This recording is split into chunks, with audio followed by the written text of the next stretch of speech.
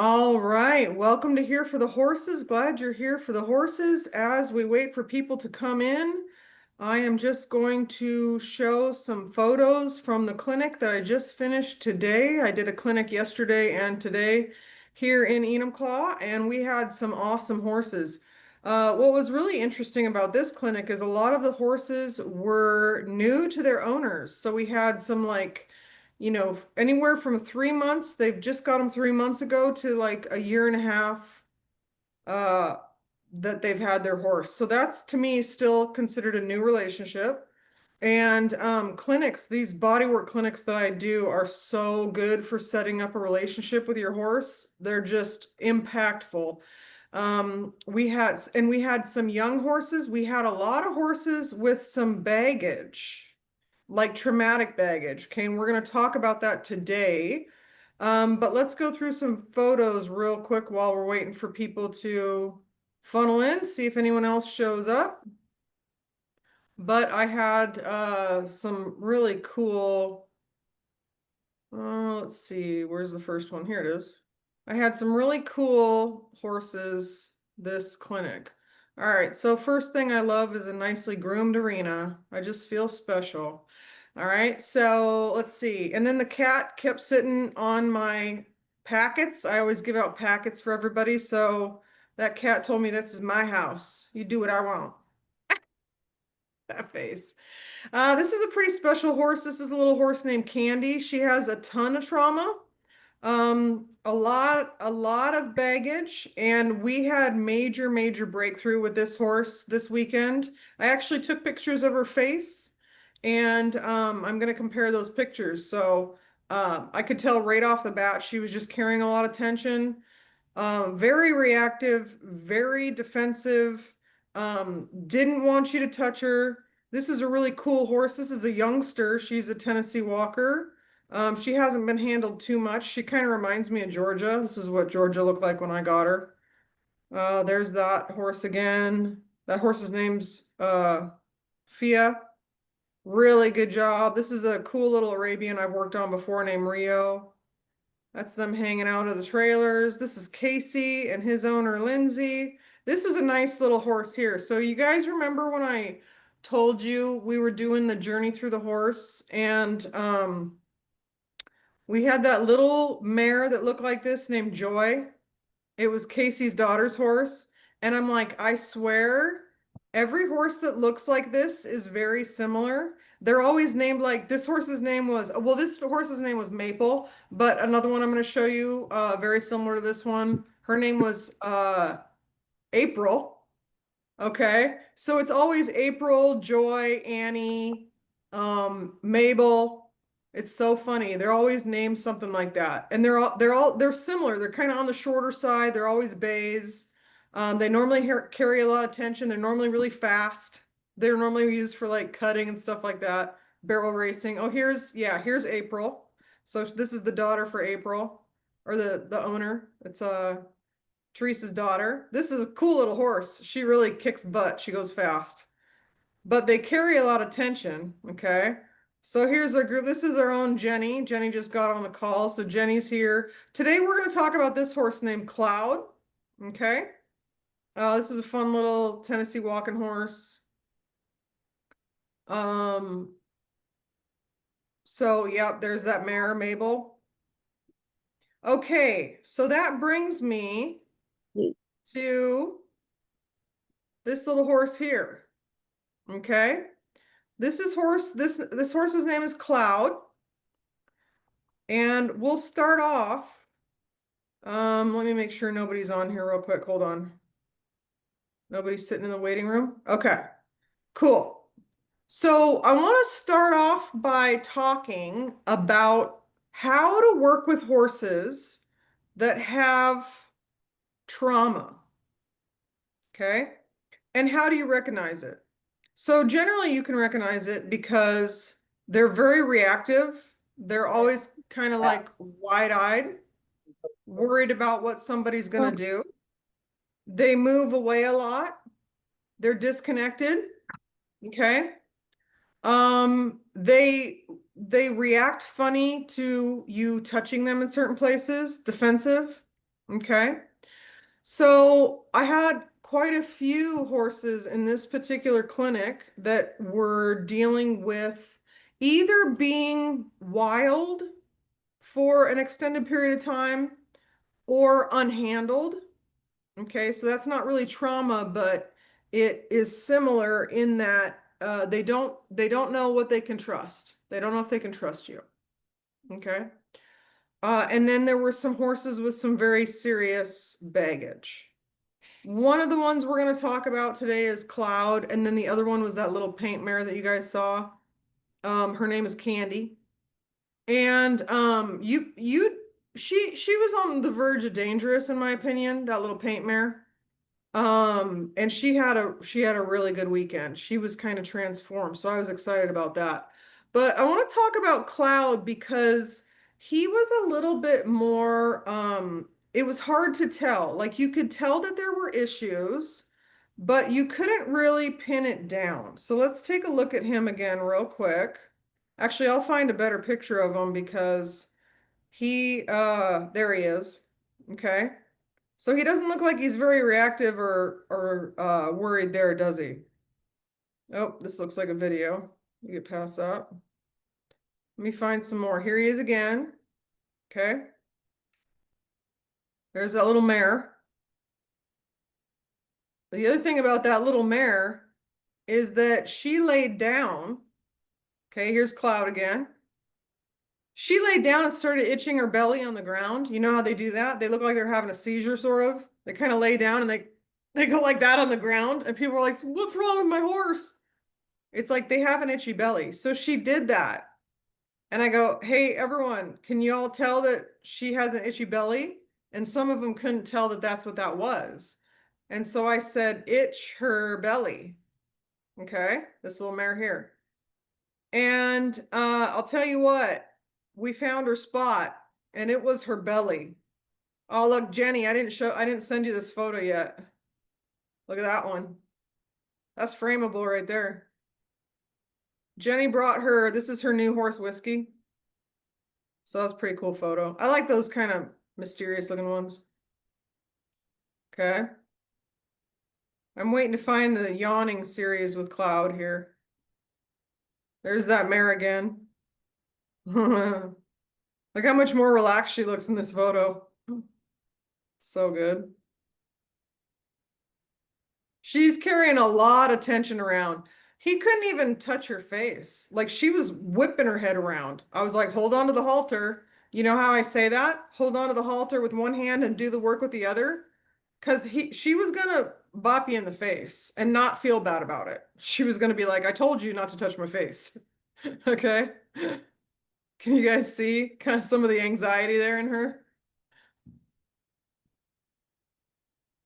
She had a pretty darn good day.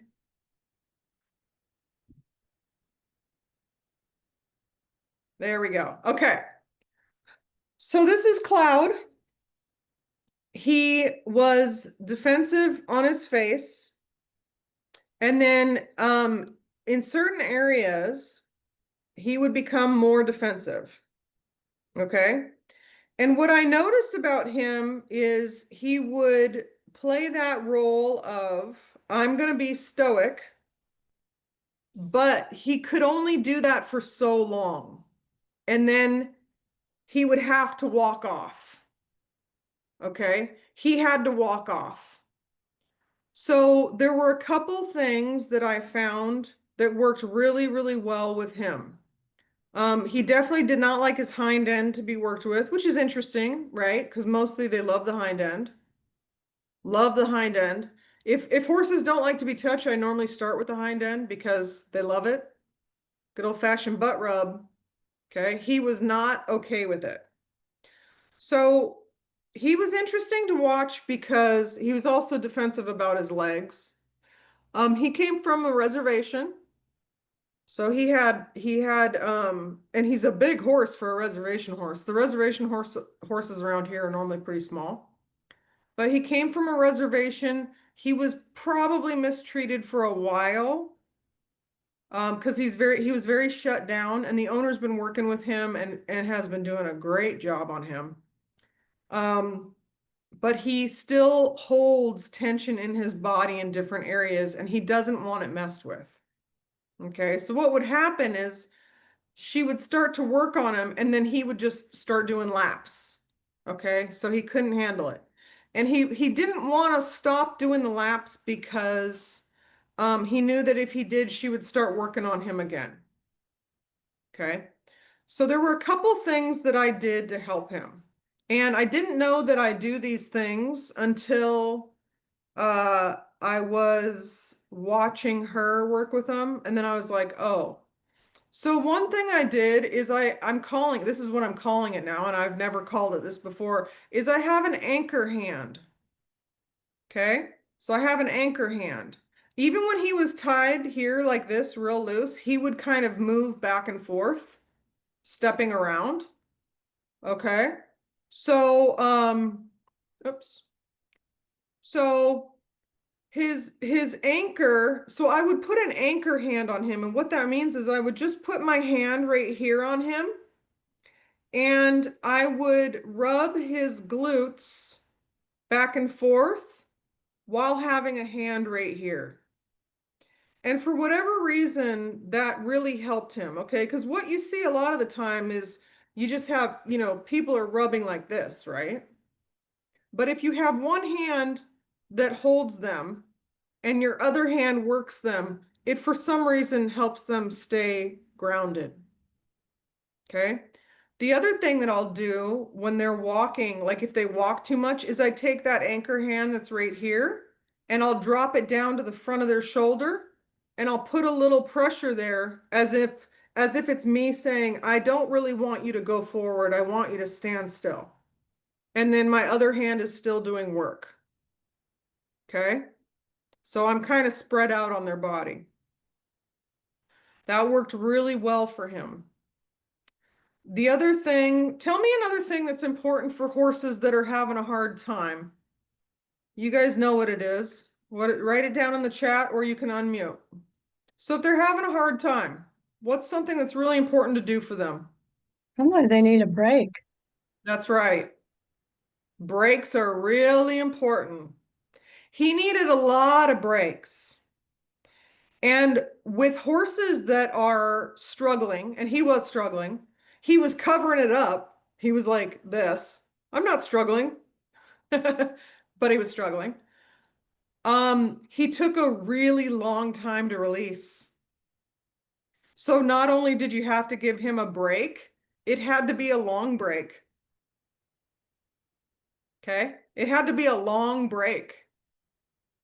It wasn't one of these like, okay, turn and step 4 feet away and turn away and then wait and then release, release, release. It was, hey, I want you to, I told her 10 feet. 10, move 10 feet away. Turn your back. Don't look at them. And just listen to me and watch the other horses. Okay. And he would release like a minute later, which is a long time. Okay. And then he would keep releasing and keep releasing and keep releasing. Okay. She had to do that the whole clinic. Now that's going to get better over time, but he really needed her to do that. He couldn't release with her in his space. So then also what would happen is he would need a break. And so he would give a little cue and then he would walk off. He would just walk off. Okay.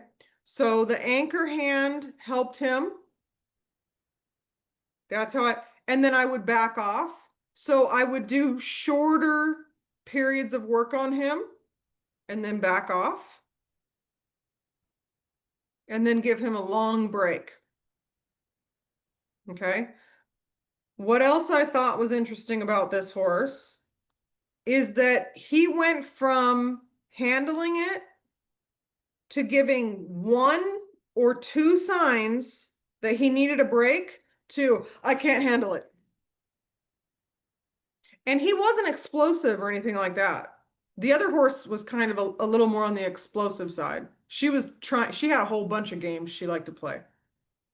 This one wasn't explosive, but he would just walk off like quickly. You know how I say there's the slow creep that they're trying to put you on another spot? And then there's the I don't want you touching that, I'm out of here. That was his go-to move. Okay. So I want to talk a little bit, and I wish I would have thought about it at the time about getting a video because it was really interesting to watch him. I would be watching her do some work on him, and I would be like, okay, he needs a break. And then she wouldn't give one right when I said it, and he would walk off. So what was interesting about him and other horses that have trauma is that they try to fake you out. They try to act like, and they go internal. They're like, I'm not gonna have any issues. I promise this is fine. If I don't move, she'll go away. Okay. But when you don't go away, they get overwhelmed. He had little tiny tells. Okay. He had little tiny tells. So I want to talk to you about little tiny tells and what those are. So in the webinar for the hoof care that we did with Wanda and Jeremy, Jeremy said, I can feel what they're doing in their mouth, in their back foot. Okay. So he's like, one time Wanda was massaging this horse's face, and he was like, whatever you're doing, keep doing it. Because he could feel that horse relax and kind of let go of tension. Okay. So that also occurs in massage, and it occurs in the reverse. So when I'm working on a horse, I can tell, no matter where I'm at, if tension is building. Okay. If tension is building. Now, I'm sure some of you have been riding and felt tension building, right? Okay. Like, let's say you're going along a trail and then all of a sudden tension starts building. Okay. So with this little horse here, Cloud, I could tell when tension was starting to build because his body would just kind of tighten up a little bit. And he would do one more thing. So right there with this particular horse, I would have stopped, backed off, given him a break. Okay. And that would be to build trust and to help him not get worried. Okay. So build trust and confidence. That's what I would do for him.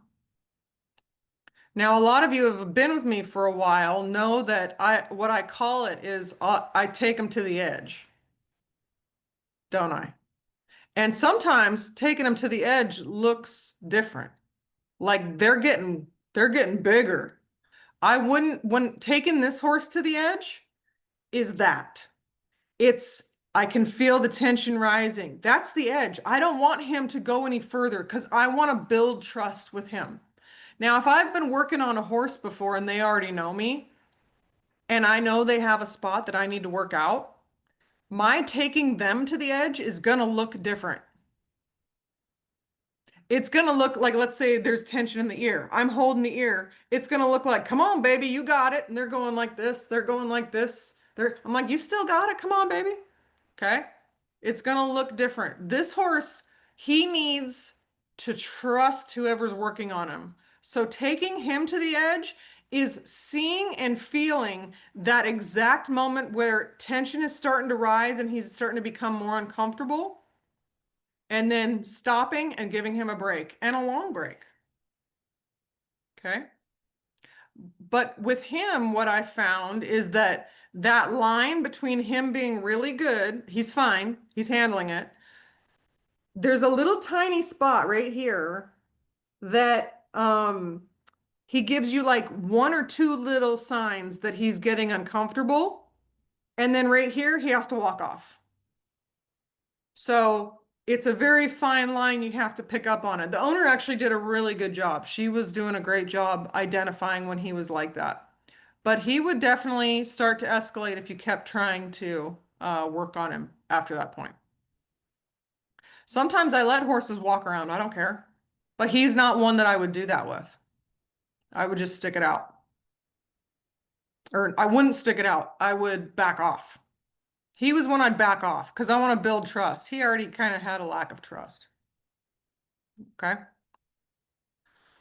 Um, what else with him? So everyone's probably on here heard of approach and retreat. Okay. That's a training method, approach and retreat. I do that in massage. Okay. It's the same idea of what I'm talking about right now with this horse. So I'm going to approach, work. I start feeling the tension come up and I retreat.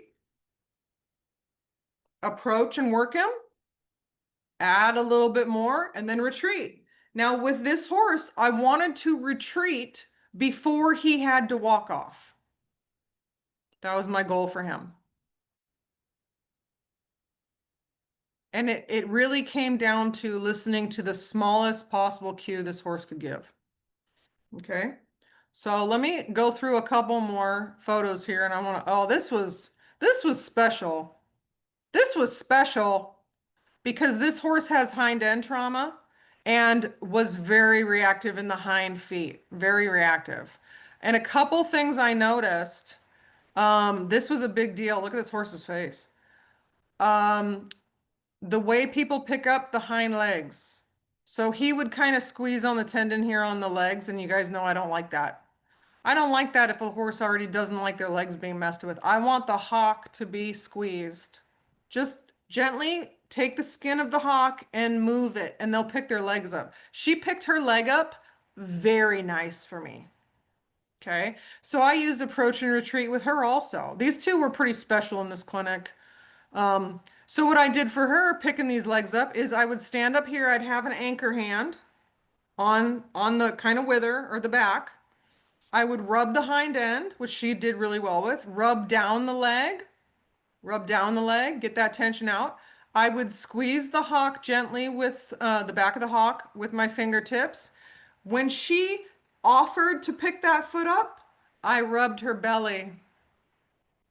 I rubbed her belly. That's her treat. Okay, so a lot of people use treats, right? Treat training. Hers is belly training. She loved her belly rubbed so much, you guys. It was the only thing that she truly, truly loved was her belly rubbed. And it was funny because when I was rubbing it, I was kind of looking for those like itchy spots from flies. She didn't have any. It was just that she likes her belly rub. Now, do I think that's going to go away? I think it's going to go down a lot.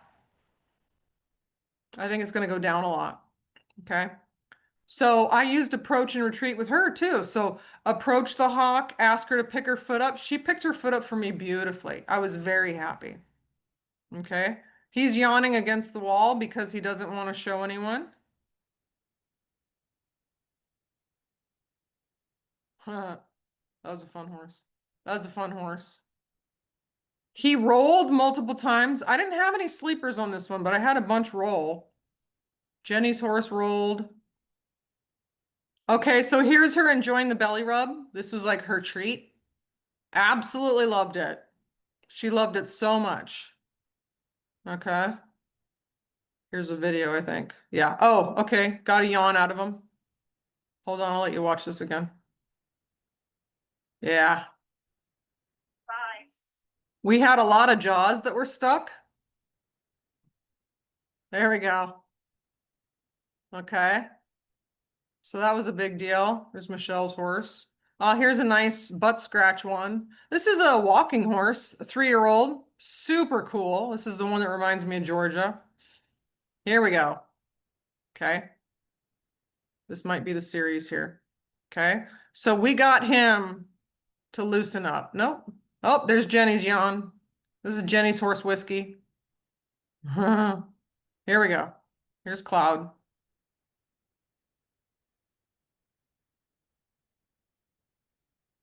So as you're looking at a lot of these photos, he looks really calm, doesn't he? He doesn't look like he's having any issues. And that's how he was. He was calm most of the time. And then he would give a really short cue that he was uncomfortable or it was a little too much and he would walk off. Okay. There's Jenny. That's another good one, Jenny. I got a couple good ones of you. Cute. He's a cute horse. Okay. What is this face saying right here? What's this face saying? You can write in the comments or say unmute. Give him a break. Okay. This face is saying, watch yourself. Yeah. Oh no. Yeah. Watch yourself. Call him, take it to the edge, right? This is the edge. This is the edge. Be careful. She really handled herself very well, though. She's a great horse. Really cool horse. But she was like, okay, Georgia makes that face too. So this horse is really cool. You couldn't touch this horse's face on the first day. She was just reactive, just wild, whipping her head around. Okay. Look at that face. Be careful. It's like she was not enjoying it, but she was handling it. You know what I mean? That is on the edge. Look at that face. That is on the edge. Okay. This horse was hilarious. He loved everything. This gal did the flags with me at the rodeo, and I gave the mini clinic there at the rodeo, and he got a lot of releases. So she came to, um, that's cute little April there. She came to the clinic, Rio. This horse has a lot of baggage. He likes to bolt when he gets nervous, and he is a thick boy. He's thick. Okay, so when he decides to leave the building, you can't stop him. Okay, I think this might be the series. Then we'll talk about something else in a second. Yeah, here we go. Okay, we got him. He tried to keep it in, but we got him. Look, it's coming out his hind end too. This was look at this was an entire multi-minute long yawn fest. Okay. And his jaw, as you guys can see, is not 100% open. So he does still have a, look at that face. He does still have a jaw that needs a little bit of work, or it's this halter. That halter looks pretty tight. So maybe his jaw is open. I couldn't tell. Okay, here we go again. Yawn fest. We got him. Okay.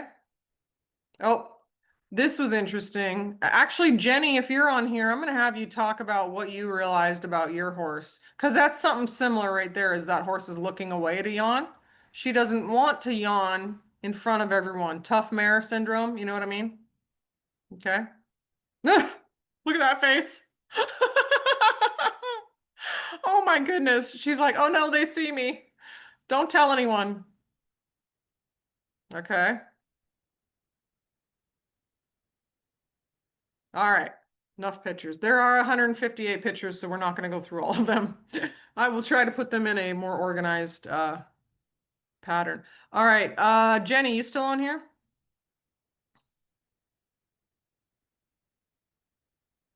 Jenny, Jenny, Jenny. All right. Well, if Jenny pops on here, I'm going to I'm have her. here. I'm so Okay. sorry. I'm No problem. was feeding my children. No problem. Oh, you feed those? That helps Yeah, sometimes. sometimes. Mine just keep growing. I don't even feed them that much, so it's weird. Jenny, tell us kind of the realization that you had during this clinic. And then also tell us about how the clinic went, even if it wasn't to do with your horse. Oh, the clinic was fantastic. With my horse, I noticed I thought she did also try to bite me a few times. But I thought she was continuously trying to bite me. And it wasn't a mutual groom. She wasn't like nuzzling me first and then trying to bite. It was going straight to biting. And then I realized if I held my arms out and around her, she just wanted to hide so she could yawn, which was adorable and hilarious all at the same time. Yeah. And then we kind of talked about that a little bit, that some horses do not want to release in front of you. Okay, that's Yeah. why this is what comes into when you turn your back. Okay, so Yeah. you guys who've been watching Georgia and I for a while, she does not like to release with when I'm looking at her, but when I turn around and I start talking to the camera, all of a sudden she starts releasing behind me. Yeah. Okay. And I tried turning my back to her too. I think she's more concerned about others seeing her release. And she just needed a little bit of that comfort too. Yeah. I find that funny. I have seen horses like put their head behind stuff like blankets that were hanging on the wall. Jim Masterson talks about that too. Sometimes they'll put their head down and turn away. Okay. So that's what that little bay mare did. And then the flip side of that, sometimes when they release, like Chester likes to do it right in my face, just like as close as he can get to yawning in my face. That's how he wants to do it. So I find that equally as funny. And then some horses, when I'm going like this, will literally yawn into my hands. So I love that so much. I just love that. So that's just getting to know your horse and how different they are and how special they are. What else was cool for this clinic? Because you've been to a couple clinics of mine. So what was different about this one? Because it was kind of different in my opinion. It was different. I feel like the horses were much more like there's a lot more bonding going on um than previous clinics that I've watched and been to. Yeah, and we had kind of talked about that when I first got on. There were a lot of new relationships. So there Yeah. were a lot of new horse person relationships. So I think that's super special. A massage clinic is the best way to start a new relationship. And it really sets you off on the right foot. Plus, you get a baseline on your horse. Mm-hmm. So that's really fun. That's what you did with Whiskey. That was super fun. She loved it. She was Yeah. awesome. Both of us Yeah. were pretty amazed at how good she was. Because how old is She was she? 3. She's She's 3 three. and Yeah, so hasn't had a you lot were of, two 3-year-olds, yeah. and she was a Mustang, right? Mm-hmm. Yep. Do you know what group she came from? She came from Stinking Water, which Okay. is outside of Burns, Oregon. Yeah, because she's So big. She's a big yeah. girl. Yes, She's a she big is a girl. very big girl. And I know there's pictures. I don't know when she was round up, but I know she wasn't born in holding. So she was wild for a while, but I don't know exactly how long. Okay. Yeah, super cool. Super cool. Fun clinic. It did have a different vibe this time, which I always think is really cool. And there was just a lot of rolling. That was the other Mm-hmm. thing. A lot of rolling. So I Yes. told you guys I'm starting to put these horses to sleep. They'll take naps during my clinic. But this clinic was like the rolling clinic. I think we Yes. had, I don't know, 4 of them roll multiple times. That one paint Yeah. mare rolled 10 times probably. Your mare Candy, rolled. mine rolled like 4 times today and quite a few times yesterday.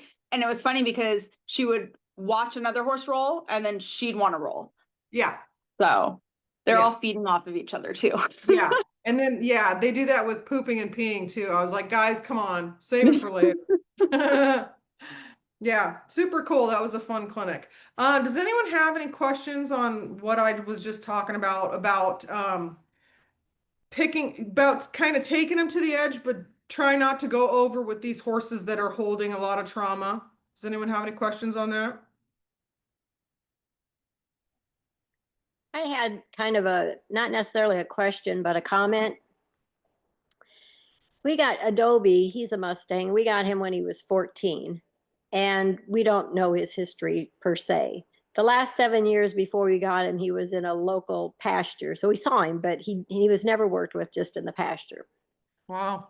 But even to this day, he does that wild eye, step back away every time you come toward him. Like, he just, it's an ingrained instinct, I guess. I don't know. And he still holds so much tension in his face all the time. And so I was just wondering because I mean, what has it been, 4 years? I mean, he doesn't get upset with you touching him. It's just his first instinct Yep. is, you know, and the back away and the move away. But once you start working him, he doesn't walk away. He just Yeah. stays there. So I'm wondering about, I mean, like I said, I don't know his baggage. He was 14 when we got him, but he still seems like he's never got past that tension. Yeah, it would be interesting because there's studies about kids that if they don't bond by a certain age, they have certain tendencies. Oh, There's some kids out there like that. So I wonder if there's anyone that's studied horses like who haven't been handled, at by a certain age, like if they kind of struggle with certain things more than others. Because Georgia didn't get started under saddle till 10. And whenever I say that, I always say I don't really recommend that. But she's not super confident under saddle. So I kind of wonder, is that um, just who she is? Or is that because of that or not? You don't know, and there's too many factors. right. But yeah, that's it's an interesting thing to think about when you're working with your horse. Because not being worked with, like you were talking with Adobe, that's a long time to not be worked with. Yeah, and like I said, I don't know what the experience was, but I just know for the 7 years before we got him, he was never handled.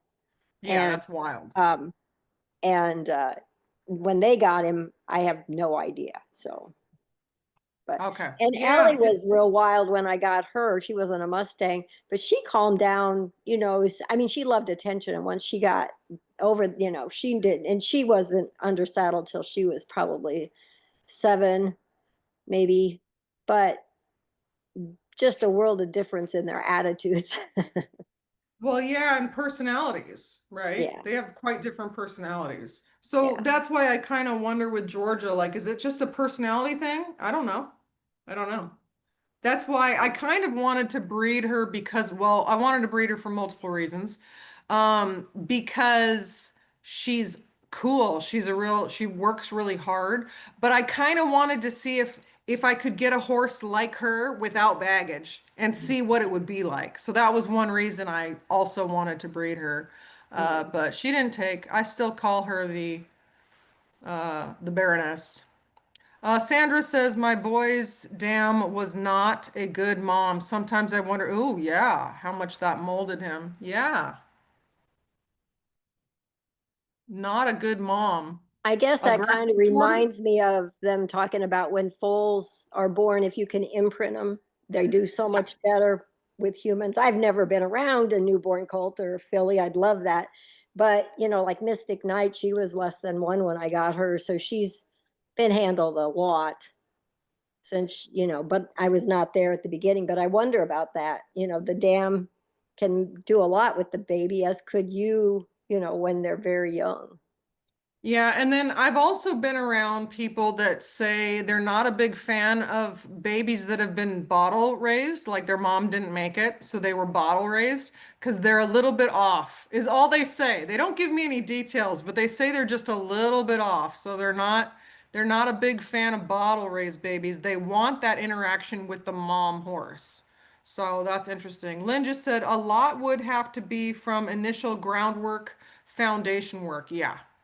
Yeah, Georgia got 2 years and is 100% sound. And I mean, this is the thing with Georgia. I had her in that parade, right? And she got, I would say under saddle in the arena, she's at like 65% relaxed, which isn't great in my opinion. On the trail, she's at 85%. In like a parade or at the rodeo, she's at like 40%. But what's crazy is that if I get off of her, no matter the situation, and I'm on the ground, she's at 100% calm, cool, and collected. So if I'm not on her, she's 100% relaxed. I could walk that horse through fire. We actually did it at a clinic, but I could take her anywhere. There's nowhere we couldn't go. She 100% would stay with me and be relaxed. But under saddle, it's like all the games change. It's wild. Deborah says, moms teach their babies so much respectful behavior. Yeah, a ton. Yeah, so Sandra, what were you gonna say about your situation?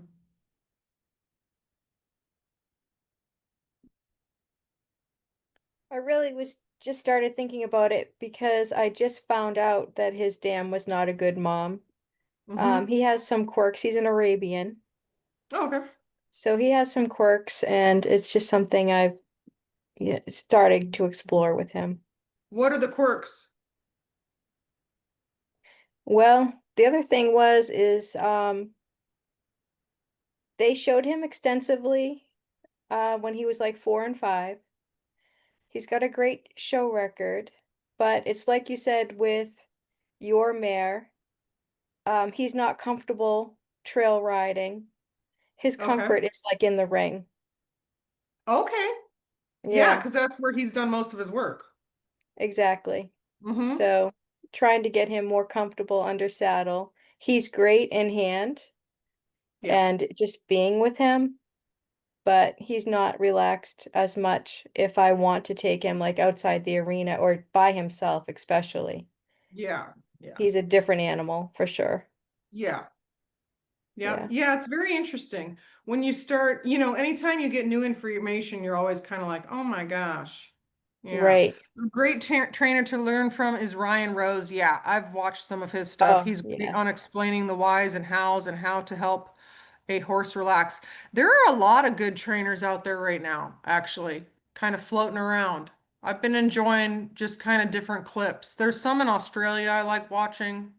Yeah, so there's a lot to choose from. And I was thinking about this the other day. Back in the day, you just learned from whoever was around. Like you didn't have a choice. And so I was kind of thinking about it in terms of just some people that I've been working with recently who are young, who are in a group that doesn't necessarily have the horse's best interest in mind all the time. They're kind of more about whatever they're doing. And I thought to myself, that used to be an excuse. Like, I don't know better. This is who I was around. This is who taught me. This is how everybody does it. But nowadays, that's not working out anymore because if you have a problem with a horse, you could Google it and get 500 different ways to try to fix it and pick someone who's looking out for the welfare of the horse and who explains it well for you and who makes sense and who really kind of dives deep on it. Where before, like I had a horse that was acting out in a trailer for a while. So I had two people I could take that problem to. It didn't go well either. So nowadays we have a lot more options to find people that fit how we want to be as horse people. So I think that's awesome. That's awesome. One benefit of the internet. Okay, so let's talk a little bit about the horse cash. So those of you who were with me last week, we watched just some different parts of massaging that horse. I do have that. Yeah, Michael Gaskin is another one. Yeah, yep. I've been watching him too. I do have another. I do have that full hour and 45-minute massage of that horse if you guys would like it. I'm not putting that out to the public just because I don't want a bunch of opinions because the horse's body shape was not in the best shape. But I did want to show you the before and after of the photo I got. Now it's not completely lined up, but I'm still pretty happy with it. And she got the hair test analysis back. So this horse, upon me first seeing him, I definitely said, we have an issue. Houston, we've got a problem. Okay. So she had said that she was worried because he had a deep digital flexor injury 8 months ago, I think it was, or something like that. And ever since then, he's gone downhill. Okay. But he is recovered from the deep digital flexor. So when I took a look at him, I thought, this is not deep digital flexor. This is some sort of nutritional problem. I think it is malabsorption syndrome. Okay. And I think he should get a hair test analysis. So she goes, what's that? And I explained it. And she did that hair test analysis that same day. She turned in his hair to DePaulo. So we'll take a look at that website. She got the results back. I did give him a massage. It was an hour and 45 minutes because I was trying to figure out how much of it is body condition and how much of it is just tight muscles, because you guys know that sometimes it's just tight muscles. So it's not always what you think it is. So let me share this before and after with you. It's pretty wild. I didn't know, I knew it was a pretty big deal, but I didn't know it was this cool. So hold on a second, let me find it. Here we go. Okay. So here's the before and after. This is, whoops, this is Cash. He is, he's 18. Okay. So you are going to have some of those issues. So as you can see, this is really sunk in right here. Okay. This is very tight, the TFL. This is really sunk in and pulled tight. And then the fascia line here is really strong. And you could pretty much see every single rib on this horse's body. Okay. He also is really lethargic looking. That's why I was thinking this is nutritional. The lethargy and then the just total diminish of top line. I was like, this is nutritional. And I asked her, because he has kind of a pot belly. I had asked her on that initial meeting, has he been dewormed? And she said, yes, he did a power pack. Okay. So the farrier had told her to do a power pack with him. So she did a power pack. I also recommended a fecal egg count with manure so that we find out if there's any resistant strains. Okay, so you can actually do those with your vet. A lot of vets do them out of their office. They're really cheap, like 45 bucks. Okay, so she's gonna do that. I asked her how his teeth were, and she said she'd had his teeth done, but they're probably due. So through the massage, I actually took a look at his teeth, and he did have little hooks in the back. So I assume he probably has waves and hooks. Okay, so his teeth are getting done. She already has a call out for that. What's another thing I said? I want a hair test analysis. She did that right away. And then Jenny is actually this person's neighbor. And Jenny told me in a conversation that she had really high levels of something in the water. So then I called her back and asked her what it was, and she said it was iron. Really high levels of iron. Okay. So I could tell based off just the way this horse was responding that it was probably nutritional. But as you can see from an hour and 45-minute massage, this is looking a lot better. Look at all this back here has completely filled out. Like all of this loosened up. That's wild, okay? All that was all pulled tight and sunk in. The ribs loosened up. This decreased by probably 40%. I mean, it's practically gone up here. This line really loosened up. His belly looks like it got bigger. Okay. Looks like that shoulder filled out a little bit. This area filled out on him more down here. That looks more like a fluffy pillow. Okay. So that was a pretty nice turnaround for this horse. And she said that he always drags his feet when he walks, his hind feet. And so when he went off and when we were done, I let him go and he walked off. He didn't drag his feet. So that was exciting. Okay. So pretty awesome massage on this horse. Luckily, she took my advice and did what I had asked her to do as far as follow-up with the hair test analysis. So I asked her if I could share the hair test analysis, and she said, of course. So let's take a look at that real quick. Um, it's somewhere. I'll just pull it up again.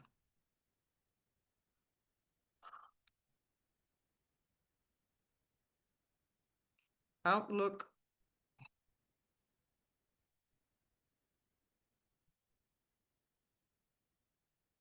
So this is what when you give a hair test analysis to DePaulo Equine Concepts, this is the report that you get back. So it's pretty awesome. Oh, it's right here. Whoops. I could have just gone there. Okay, so you get an email. Oh, this was funny. Not funny, but funny, yeah, because we're gonna watch it get better. But the email says our laboratory evaluation indicates Cash's mineral and metal levels are poor. Poor. It's like, yeah, we know. We got it. Okay. So here's the report. Let's see here. Understanding your results. This is a really cool video to watch. So they've really, you used to get these cool packets, which I still really like because I like hard copies of stuff. But they have nice videos along with that, and we'll watch a couple of them. So he has everything color coordinated. Toxic levels are red, acceptable is blue, healthy and normal is green, and deficient is yellow. I think those match really well. So here's a video that we're gonna watch. Make someone tell me if you can hear the volume on this.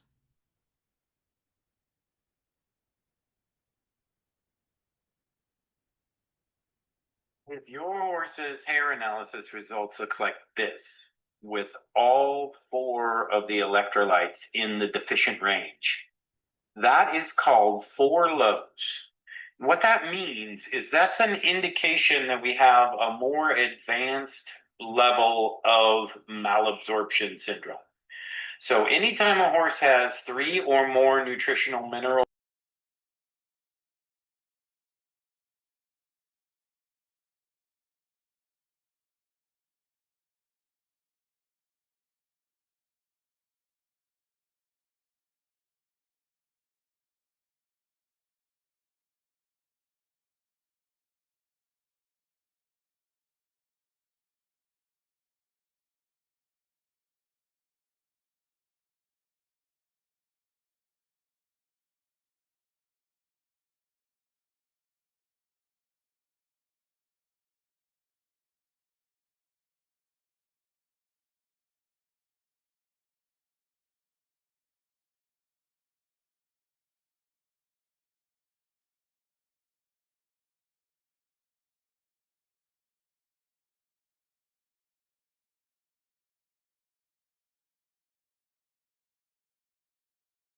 Okay, so that fits this horse to a T. Okay, because I asked her, what are you feeding him? And when I was there, he went to the bathroom and his poop looked better than all 3 of my horses' poop. Okay, so I know what she was feeding him, and she was feeding him a very good diet. Okay, but he has malabsorption syndrome. And what was interesting about this is he has 4 lows. Okay, so remember what they said? If the first 4 are deficient, you have 4 lows. Okay, so potassium, sodium, magnesium, and calcium. And he's quite deficient. He's not sort of deficient. Okay, so he has 4 lows. That means that even though he is being fed a great diet with grain, with supplements, with senior supplements, he's still not able to absorb it. And he even said you could possibly have a leaky gut syndrome. Okay, this is what my gelding had, was 4 lows, and it was the only thing he had. He didn't even have any toxicity. And what I noticed with him is he lost weight, he got lethargic, and he lost the copper out of his coat. He was real coppery. The copper was gone. Okay. He was the first horse I ever did this on. I have since done it on all of mine, and they're all very different. Okay, so what's nice about this is you can read, you can go into details and read about each one of these, but I want to get to the toxicities, okay? So then he's healthy in manganese, zinc. This is what Chester was toxic in. And when they're toxic in it, it causes neurotic behavior. So we got that out of his system. Okay. This talks about bio unavailability. Okay.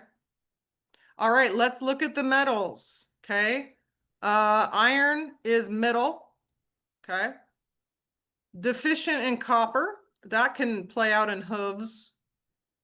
Chromium, normal. Selenium, deficient. Cobalt, healthy. But look at barely. So I always pay attention to like where they fall on this. Like the selenium's super low. That's really low. Healthy is kind of on the lower side. Deficient is almost getting there. Okay. This goes into the malabsorption syndrome more, but it talks about leaky gut leads to significant decrease in absorption of vitamins and minerals. This may contribute to ulcers, tying up, colic, immune compromise, and performance issues. Okay. So heavy metals, and he talks about heavy metal, reading it, and then the chelation process. Aluminum, toxic. Lead, toxic. Mercury, acceptable. Cadmium, acceptable. Nickel, acceptable. No, it was nickel that makes them neurotic. Sorry, nickel. Arsenic, acceptable. Arsenic's in the ground, so once you got that, you got some problems. Okay, talks about chelation. Here's the comprehensive. So this is a repeat, but I want to go to, oh, okay. So let's look at this a little bit because I find this very interesting.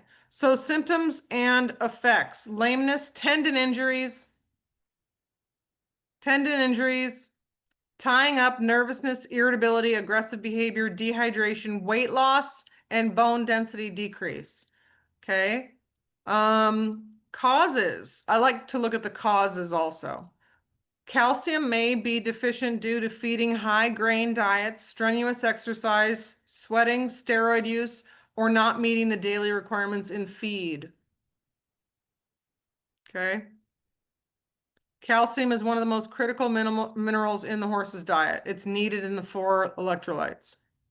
It has a bunch of things that it affects. Calcium plays an important role in maintaining and consistent attitude and willing behavior. Okay. Magnesium, nervousness, irritability, muscle spasm, tying up, excessive sweating, bone spurs, lack of coordination, rapid breathing, and impaired healing. I didn't notice too many of those things with him. Okay, so if you have a horse that profusely sweats or is insufficient consumption of magnesium will cause a deficiency. Okay, phosphorus consumption. Feeding excessive alfalfa or high grain diets. He talks a lot about diet, obviously. Okay. Deficient in sodium, poor hair coat, muscle weakness, low energy, metabolic dysfunction, tying up, colic, allergies, decreased production of stomach acid, and poor digestion. Okay. I think a lot of this stuff that we're dealing with, all this like insulin resistant stuff, is because of the diets we've been feeding horses. You know, we always try to help them and then we kind of kick ourselves at the same time. Diarrhea and sweating. He did have some diarrhea.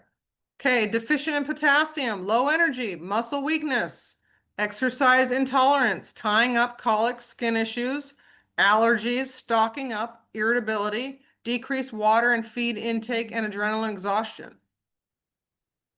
Okay. This is mostly strenuous exercise, sweating, humid environments, diarrhea, all causes of potassium depletion. Okay. Let's go to these down here. He's healthy in all these. That's good. What's cool is they give you kind of a rundown also on what they are healthy in, because I always think that that's interesting. Copper, depigmentation of hair or skin. So he lost his brassy coat, is what the owner said when I brought up that my horse lost his brassy coat. She goes, yeah, he used to be really shiny too. He's not shiny anymore. Fatigue. You guys could kind of tell that horse looked fatigued, right? Just like lethargic. Hair loss, soft tissue damage, suspensory and tendon issues, injuries. Okay, arthritis, muscle atrophy. He definitely has that. Low hormone production and anemia. Copper is necessary for energy production, endocrine system, fertility, nervous system performance, bone and connective tissue, skin, hair, hooves, inflammation, function, and blood formation. Okay. A low level of copper may be caused by an excessive intake of sugar or molasses in their grains. She was feeding a molasses senior grain. So I talked to her about that the first diet or the first appointment. Okay. Most senior grains have molasses in them, just so you guys know. So be careful of that. Selenium, we talk a lot about this in the Pacific Northwest because we have a major deficiency. Stiffness, and he was stiff. Decreased performance, for sure. Body soreness, he wasn't sore. Exercise intolerance, tying up, colic, poor immune response, heavy metal toxicity, white muscle disease, and liver failure. So do you guys notice that colic is in almost all of these? And colic is the #1 killer of horses? Yeah. Okay. A low level of selenium is almost always caused by a dietary deficiency or feeding a lot of soy. So he talks about feeding soy. Okay. Don't feed soy. Healthy cobalt, but almost deficient. Toxic in aluminum. Anemia. Dry hair coat, muscle weakness, inflammation, ulcers, excessive gas. Oh my gosh, that's so funny. I didn't read that before. So during this 1 hour and 45-minute massage, this horse's stomach was rumbling like a thunderstorm. I've never seen anything like it. It was wild. I mean, you couldn't hear it on the video, which is really irritating because I kept going. The horse's stomach was making noises for like the entire time. So that's that excessive gas, I bet you. Okay, endocrine disorders. So your Cushing's, your IR, and your hypothyroidism. Okay, lack of coordination. That could have been some of the hind end, liver disease, liver dysfunction, and muscle paralysis. Okay, causes an elevated level of aluminum is often due to contaminated soil, drinking water, or supplements. The location of where your feed or hay comes from may be downstream from a mining, manufacturing, or waste management facility. Oh, that's funny. Because she told me that just 2 pastures over is where they process water. So she doesn't like the water at her place because she can smell the fluoride coming off of it as she turns the hose on. So she lets all her water sit so the fluoride goes out of it. That's interesting. So Jenny got RV filters. So I kind of told her that. So I hope she's done that. Okay. Toxic lead, anxiety, spookiness, nervousness, unwilling to perform, low energy, weight loss, muscle weakness, endocrine disorders. Anemia, impaction, colic, decreased adrenal activity, arthritis, reproductive disorders. Stillbirths, heat cycles. Oh, okay. That's probably what happened to my boarder's horse then. My boarder's horse was 3 years old when we had this done, and she was off the charts, toxic in some things at 3 years old, to the point where they just had an arrow going off the chart. They didn't even have a number for it. And so she's 3 years old. So obviously that was too much for her to have accumulated over her lifespan. So that was, we were talking to DePaulo about it, and he said that is in utero. So got it from the mom. And so we contacted the breeder and the breeder denied it and then refused to take any phone calls. It's like, get your horse chelated, you can fix it. And there were multiple stillbirths in that breeding system. So you'd think you'd want to fix that if you're breeding horses. But she took it the wrong way, so that's too bad. Lead infiltrates the bone. It can displace other minerals and vitamins into the bloodstream, causing artificial elevated levels of those minerals or metals in the lab results. Oh, that's interesting. Okay. As a toxic metal, lead must be chelated in order to remove it from the body. Acceptable, acceptable, acceptable, acceptable. Good. Okay, so I like it at the end, they give you a conclusion. Okay, so he's recommending chelation of toxic levels of minerals. The cost is $175 for the personalized supplements and the chelation. That is a 6-month supply. That is a good deal, you guys. Because I tried to do this. This was multiple years ago. I tried to do this myself because I'm cheap. I was like, well, if I buy them myself, how much would it cost? It came out to $225 if I tried to do it myself. And I would have jugs everywhere, different, different amounts. I wouldn't know if I was given the correct amount. So they put it all together for you, and ship it to you. And it's awesome. So you do 6 months of, here's the recommendations. He kind of talks about them. You do 6 months of, oh, it's paused. Already been. Okay. You do 6 months of the supplements, and then you do another bucket. So another bucket is 6 months, and then after a year, you retest to find out what your horse is at that point in time.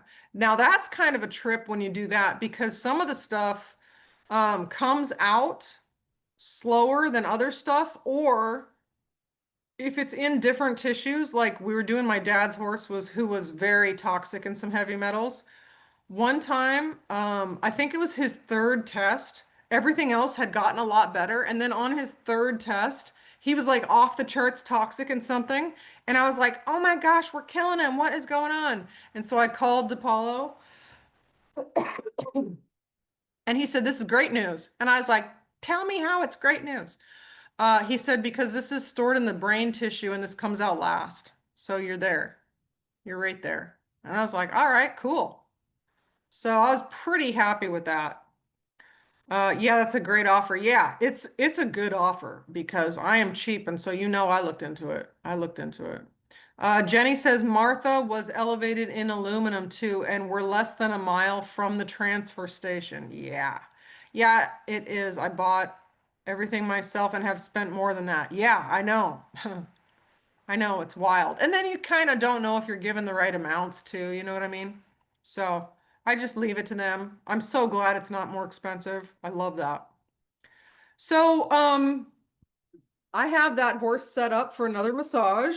She instantly ordered the supplements and we'll start feeding those. And she's taking him off the molasses that she had him on. And it's a high quality grain. I mean, I hear people feed it all the time. So, and he's 18, so I think it was a senior feed. But she had nice hay. I looked at her hay. And his poop looked really good. So she was definitely giving him some higher quality stuff.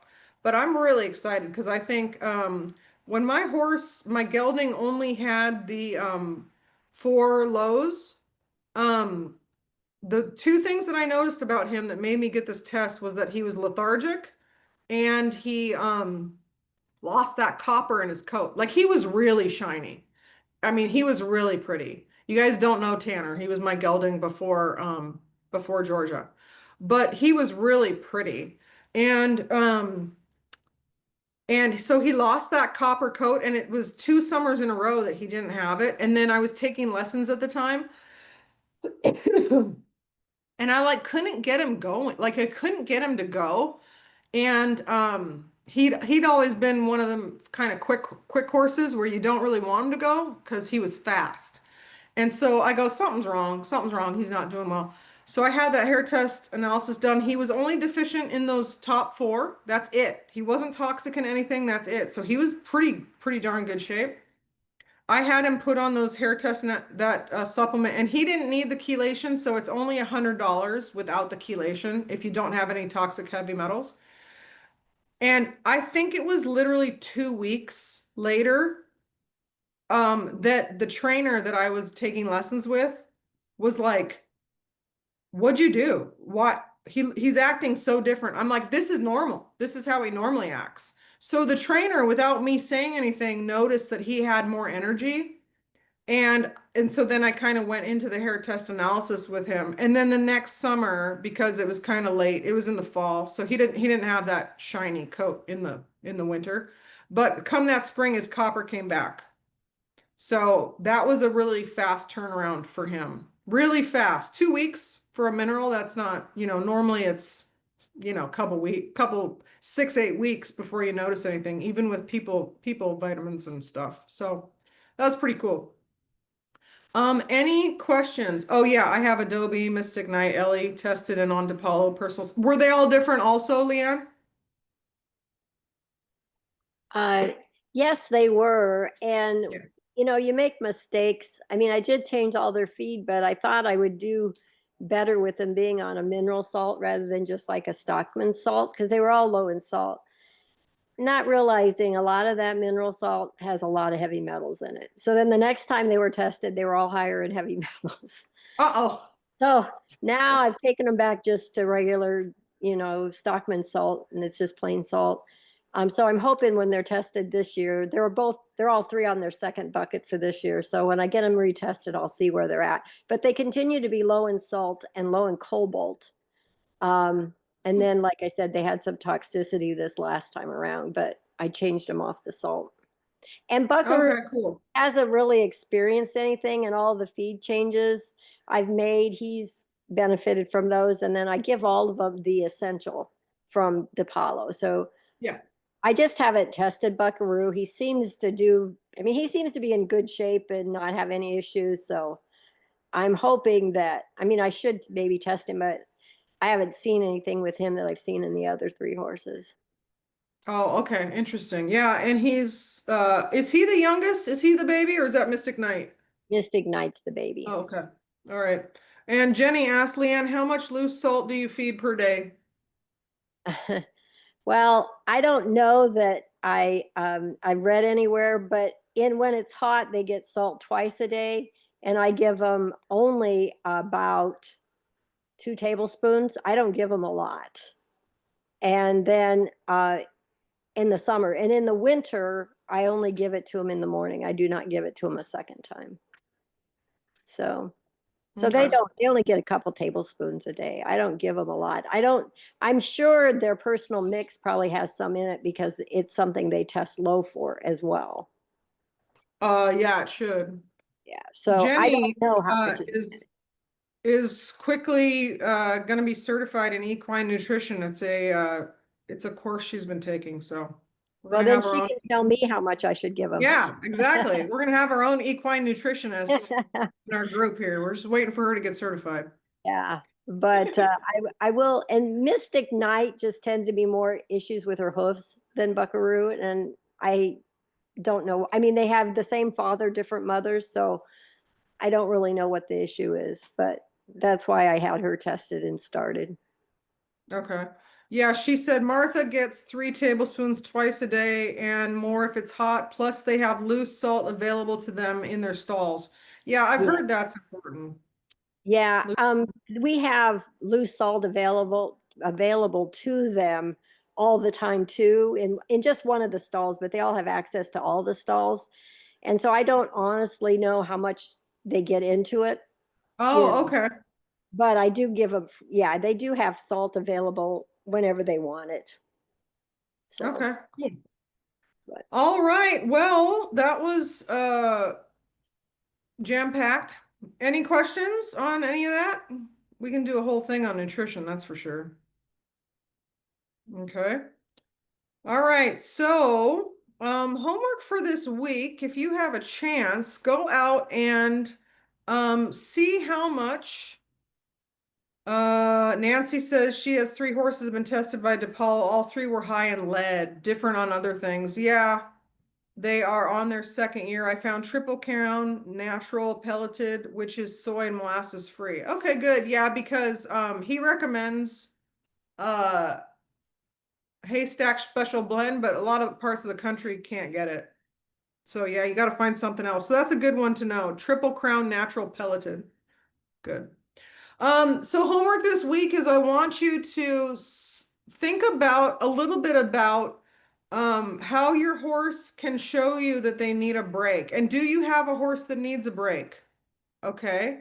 So check it out, test that a little bit, and then test in different areas on their body if they need a break and how you know that. So a lot of times we know they need a break, but we don't pay attention to what they're doing that's telling us that. We kind of pick it up. You know what I mean? Like we're like, okay, so try to identify what it is that makes you say to yourself, I think they need a break.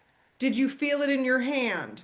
Did you feel their energy go up? Was it because of their breathing that changed? Okay. So let's be really intentional about um, trying to figure those little cues out because Cloud was very he would kind of raise his head. That's how and it was really small and he would kind of raise up like that. That's how I picked up on it. So see what the difference is and how you can pick up on these little tiny cues, okay? And if you're in my coaching community page, go ahead and put what you find up in there. To get on the coaching community page, Sandra just made her way up on there. That was good. Then you can get on there by doing my online clinic or attending an in-person clinic. So I will put that link in the notes here in case anyone needs it. But if you need it, click on it quickly because we done. Okay, there's my online clinic. Feel free to check it out.